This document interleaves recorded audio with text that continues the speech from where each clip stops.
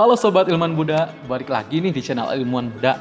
Nah, pada video kali ini, aku Rifki Atarik Eka Putra akan share ke teman-teman semua bagaimana untuk mengatur strategi antara dunia perkuliahan dan juga dunia organisasi. Nah, tapi sebelum itu, ayo dukung channel Ilmuwan Muda dengan menekan tombol subscribe-nya dan juga tekan tombol loncengnya ya, supaya teman-teman dapat notifikasi dari channel ini agar setiap videonya bisa ditonton sama teman-teman semua. Nah, kalau begitu, langsung check it out.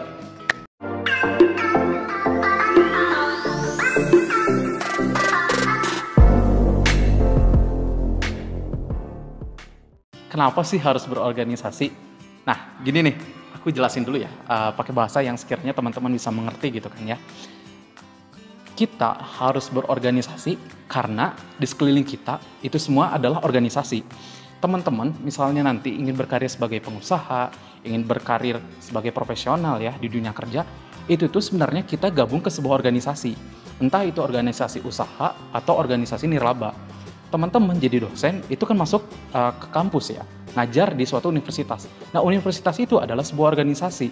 Jadi kalau misalnya nih kita nggak ikut organisasi, tapi di masa depan kita dituntut untuk bisa berkarir di sebuah organisasi, itu kan sama aja kayak kita ingin berperang tapi nggak bawa senjata gitu.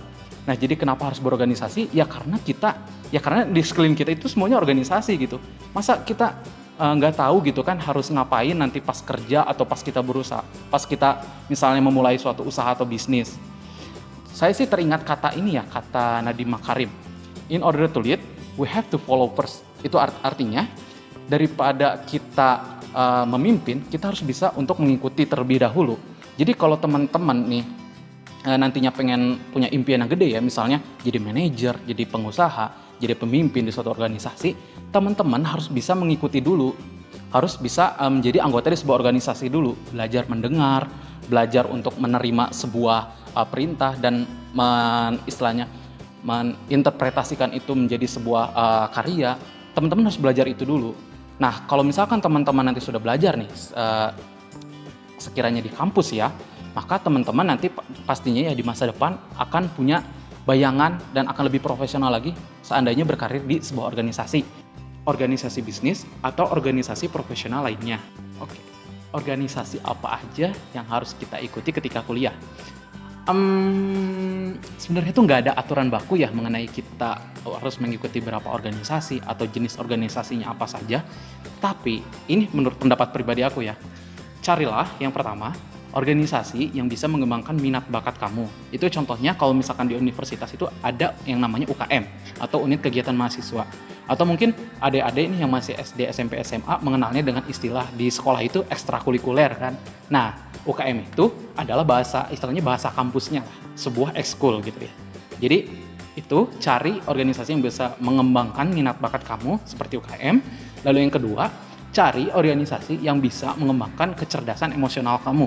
Contohnya ya, kita tahu kan kalau di luar kampus itu banyak sekali organisasi-organisasi nirlaba yang membuka volunteering atau kerelawanan dalam suatu topik atau peristiwa gitu kan. Misalnya terjadi sebuah bencana alam, lalu di situ membuka open recruitment untuk volunteer.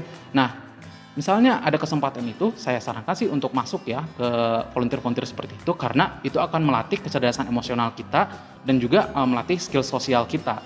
Itu yang kedua. Lalu yang ketiga, carilah organisasi yang bisa mengembangkan soft skill kamu. Nah, soft skill itu ada apa aja? Pasti kan teman-teman juga sudah pada tahu kan, contohnya ada leadership, ada public speaking, ada critical thinking, creative thinking, dan lain sebagainya. Nah, organisasi-organisasi yang dapat menunjang soft skill teman-teman, beberapanya itu diantaranya ada BEM, contohnya ya, Badan Eksekutif Mahasiswa, atau bisa juga himpunan jurusan, atau juga bisa organisasi-organisasi yang ada di kampus, yang pada intinya bertujuan untuk mengembangkan soft skill kalian. Kalau di sana dirasa ada kemampuan leadership yang terasah, creative thinking atau critical thinking, nah berarti itu adalah organisasi yang tepat untuk teman-teman semua gitu. Nah, kalau ada pertanyaan, aku sendiri ya Kak Rifki ikutan organisasi apa? Nah, aku sendiri ya sekarang menjabat sebagai ketua umum di organisasi kedaerahan ya yang ada di kampusku. Jadi teman-temanku ya yang berasal dari teman-temanku yang asalnya sama denganku itu berkumpul dan membuat suatu organisasi. Nah, organisasi ini mungkin di beberapa tempat biasa disebut juga sebagai forum mahasiswa, atau bisa juga disebut dengan istilah-istilah lainnya. Yang pada intinya sih pemuda-pemudi dari suatu daerah itu berkumpul dan membuat suatu organisasi. Nah, kebetulan aku diamani sebagai ketua. Jadi kurang lebih begitu ya. Nah, di sana ada banyak sekali skill yang bisa saya asah gitu. Selain daripada untuk menyambung silaturahmi dengan teman-teman seperantauan gitu ya. Oke, ada pertanyaan lagi nih. Sejak kapan kita harus berorganisasi gitu kan? Sejak kapan? Sebenarnya nih ya, tanpa sadar teman-teman itu sejak dari lahir dan setidaknya sudah memiliki akal sendiri ya, sudah memiliki kesadaran di pikiran teman-teman. Itu tuh teman-temannya di keluarga masing-masing itu sudah berorganisasi sebenarnya. Nah, namun bagaimana kita supaya bisa menunjang itu ya dengan skill sosial juga, ya kita harus mengikuti dengan organisasi yang tersedia di sekolah atau kampus kita. Nah, sejak kapan kita harus berorganisasi? Sebenarnya nggak ada aturan bakunya. Tetapi saran saya ketika teman-teman siap, ya tinggal ikuti saja apapun itu selagi positif. Nah, kalau misalkan ada pertanyaan lagi, kapan Kak Rifki sudah mengikuti organisasi? Saya pribadi ya sudah mengikuti organisasi sejak saya duduk di jenjang SMP atau sekolah menengah pertama. Ketika itu saya mengikuti organisasi pramuka, ya eskul pramuka, dan juga organisasi siswa intersekolah atau OSIS. Nah, pada saat itu di pramuka saya sempat terpilih juga jadi ketua angkatan, dan di OSIS saya juga sempat terpilih menjadi ketua OSIS pada saat itu. Sehingga ketika saya mengikuti dua organisasi tersebut, saya memiliki bekal yang sangat cukup ketika saya naik ke jenjang yang lebih tinggi.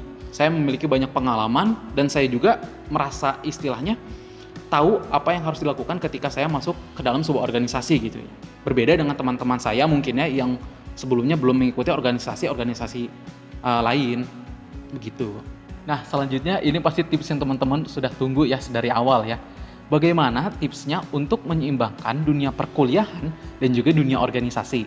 Nah, ini semuanya berdasarkan pendapat pribadi aku ya. Yang pertama, teman-teman itu harus kenali dulu tujuan teman-teman ketika masuk kuliah atau masuk ke dalam sebuah organisasi. Kalau teman-teman belum menentukan tujuannya, teman-teman pasti akan sulit untuk menentukan niat atau istilahnya komitmen teman-teman ke depannya. Karena niat dan komitmen itu adalah yang menjadi landasan utama baik untuk perkuliahan ataupun dunia organisasi. Jadi itu ya pertama ya, kenali niat teman-teman, niat dan tujuan teman-teman dulu gitu. Oke, tips yang kedua, teman-teman harus memilih organisasi yang tepat setelah teman-teman mengenali tujuan teman-teman tadi. Contohnya gini, teman-teman sudah menentukan tujuan teman-teman mengikuti organisasi itu adalah untuk mengembangkan minat bakat. Nah, kebetulan nih teman-teman mempunyai minat bakat, misalnya ya, minat bakat olahraga. Nah, kalau teman-teman ingin mengembangkan minat bakat olahraga, ya harus ikutan organisasi yang bergerak atau untuk mengembangkan minat olahraga juga. Jangan ikut organisasi yang mengembangkan minat kepenulisan atau yang lainnya. Tapi ini bukan berarti hal itu menjadi negatif ya, atau hal itu salah. Tetapi alangkah baiknya jika teman-teman antara niat dan juga organisasi yang teman-teman ikuti itu selaras. Artinya tidak terlalu berseberangan. Karena dikhawatirkannya gini ya, kalau teman-teman ikut dalam sebuah organisasi, tetapi ternyata di dalam organisasi tersebut tidak sesuai dengan tujuan teman-teman, tidak sesuai dengan niat teman-teman, nanti pasti pada akhirnya akan tidak fokus untuk menjalani kegiatan organisasi tersebut. Dan kalau tidak fokus, dunia organisasi dan dunia perkuliahan ya tidak akan seimbang nantinya. Oke, tips yang terakhir nih ya, yang ketiga, pasti teman-teman juga sudah pernah mendengar, dan ini memang salah satu hal yang sangat penting bagi para organisatoris yang juga menyeimbangkan perkuliahan mereka gitu ya. Teman-teman harus melakukan manajemen waktu, atau mungkin bahasa Inggrisnya time management. Time management ya istilahnya adalah mengatur waktu. Jadi teman-teman harus bisa menentukan skala prioritas. Teman-teman harus bisa membedakan mana yang penting dan mana yang mendesak. Kenali kegiatan-kegiatan yang penting dan mendesak terlebih dahulu, baru teman-teman melakukan kegiatan-kegiatan tersebut yang sebelumnya sudah di-list ya, dengan menentukan dari skala prioritas yang paling tinggi sampai skala prioritas yang paling rendah. Kuncinya itu. Dengan kalian memanajemen waktu, maka kalian akan menghemat tenaga kalian sendiri dan bisa menyeimbangkan fokus kalian dengan dunia perkuliahan juga dunia organisasi. Oke, nah yang terakhir aku ingin nyemangatin ya ke teman-teman semua. Mungkin teman-teman nih pasti dapat lingkungan-lingkungan yang toksik, di mana teman-teman pasti sering dijejali pertanyaan ya, ngapain sih ikut organisasi? Ngapain sih ikutan yang kayak begituan? Emang apa untungnya buat kita?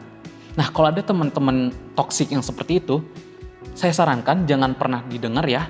Tetap fokus sama tujuan teman-teman, karena memang segala sesuatu itu butuh. Nah, itu tadi penjelasan mengenai strategi untuk mengatur dunia perkuliahan dan juga dunia organisasi.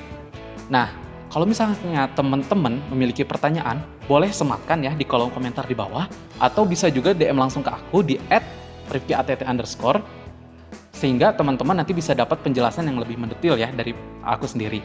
Nah, untuk itu jangan lupa juga teman-teman tetap like dan share video ini agar bisa semakin bermanfaat untuk masyarakat luas ya. Nah, itu tadi penjelasan dari aku. Sekian, salam dari kami, salam ilmuwan muda dari channel ini, agar setiap videonya bisa ditonton sama teman-teman semua. Nah, kalau begitu, langsung check it out.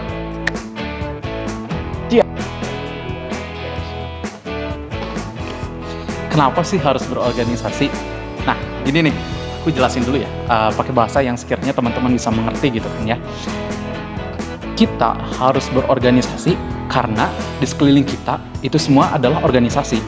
Teman-teman misalnya nanti ingin berkarir sebagai pengusaha, ingin berkarir sebagai profesional ya di dunia kerja, itu tuh sebenarnya kita gabung ke sebuah organisasi. Entah itu organisasi usaha atau organisasi nirlaba. Teman-teman jadi dosen itu kan masuk ke kampus ya, ngajar di suatu universitas. Nah, universitas itu adalah sebuah organisasi. Jadi kalau misalnya nih kita nggak ikut organisasi, tapi di masa depan kita dituntut untuk bisa berkarir di sebuah organisasi, itu kan sama aja kayak kita ingin berperang tapi nggak bawa senjata gitu. Nah, jadi kenapa harus berorganisasi? Ya karena di sekeliling kita itu semuanya organisasi.